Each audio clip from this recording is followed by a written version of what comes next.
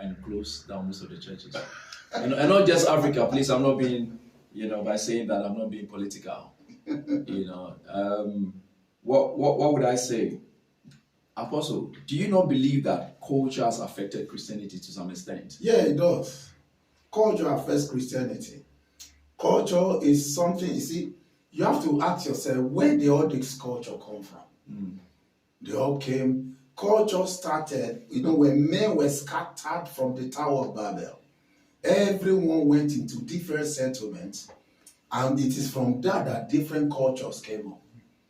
Are you getting me? Yeah. So men tried to exalt themselves and build a tower. God came in to react, to stop men from doing what he doesn't want them to do. Gave them a confused language. So if you build something out, if your language is confused, then your heart is confused, because out of the abundance of the mouth, out of the abundance of the heart, the mouth speaks. So if the language is confused, the heart is confused. Yeah. And Bible said the heart of man is deceitful above all things, desperately wicked. Who can know it? Yeah. So with such deceitful heart, confused tongue, how can a good culture come out of that? Every culture need to be restored. Right. There is only one culture that is a perfect culture, and that's the culture of Jesus Christ. It's a culture that loves your enemies, that prays for those who spitefully use you. Yeah. A culture that does not take honor to himself, but does things not to be seen, but for God to be seen. Why? Because we were made for the glory of God. But every man on earth lives for his own glory.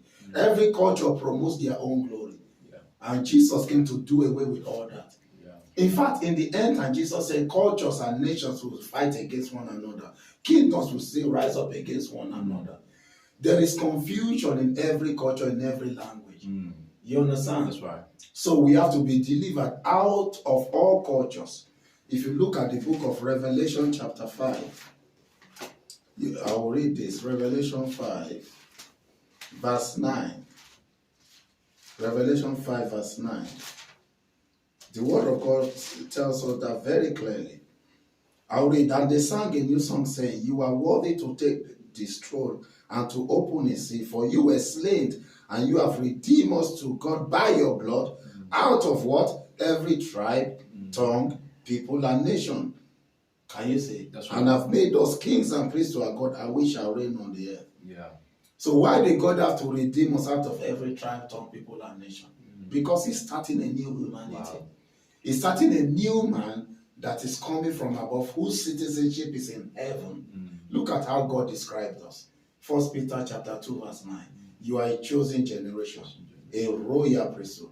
Look at what it said. A what? Holy nation. Is there any holy nation on earth? Is there any nation on this earth that we can say is holy? None, because all have sinned and fall short of the glory of God. Yeah. Is that not right? That's right? If all have sinned and fall short of the glory of God, then there is no holy nation.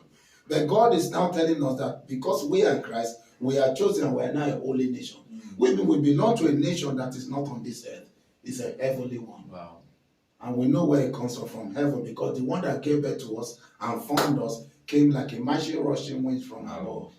Acts chapter 2. Wow. Apostle Dapo, when I asked you a question and you answered the question, even though I've worked with you by the grace of God for quite some time, I feel like I don't know anything at all. And I'm beginning to learn the fundamentals of the Christian faith again. Thank you so much for explaining all of that. I want to say this. Do you not think that sometimes the way Africans pray, we always believe that in order for you to be able to be heard by God, you have to pray loudly? Yes. Is it as a result of culture? There is neither circumcision nor circumcision in Christ. The significance of that is that circumcision in the Old Testament was something that you do outward to your flesh. Right. So our worshiping God it's not about how you express it. It's more about revelation. Revelation. The question is the shouting of what is the motive? What is the revelation coming from it? Are you understanding? Yeah. A good example, there is a time that Jesus had to cry out with tears, and Bible talks about how he cried out in Hebrews chapter I think it's chapter 5, that he cried with tears. Yeah, Hebrews chapter 5 verse 7, that in the days of his flesh he cried out with tears. You understand?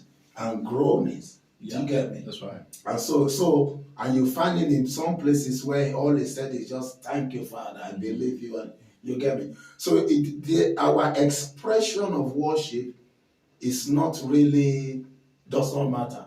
So long as it is coming out of a revelation from God. Revelation. There are some people who pray fervently out of revelation. But if it is culturally, that is just something we are doing because everybody is doing it. Yeah. I think sometimes culture in a way affects the way we, sorry to say it, most Africans pray. Yeah. And sometimes when you find yourself in certain meetings and you are the only one praying like that, you feel like, you are just there making noise. Yeah. But it is, you can't say it's wrong, you can't say it's right. Right. But I think, like I said, it's the revelation behind it. Revelation behind it. When it comes to our outward expression of worship or relationship with God, there is no law in that. Right. So that is why I can go to a meeting, people are silent, I'll be silent with them. I can go to a meeting, people are loud, I'll be loud with them. Okay. Neither doesn't. Right. The major thing is to worship in spirit and in truth. Okay. When worship in spirit and in truth talks about spirit is your identity, truth is your word.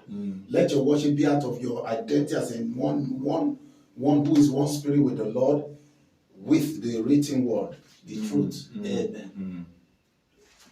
That's great. That settles my question. So you mentioned about the fact that you would try to identify yourself with them.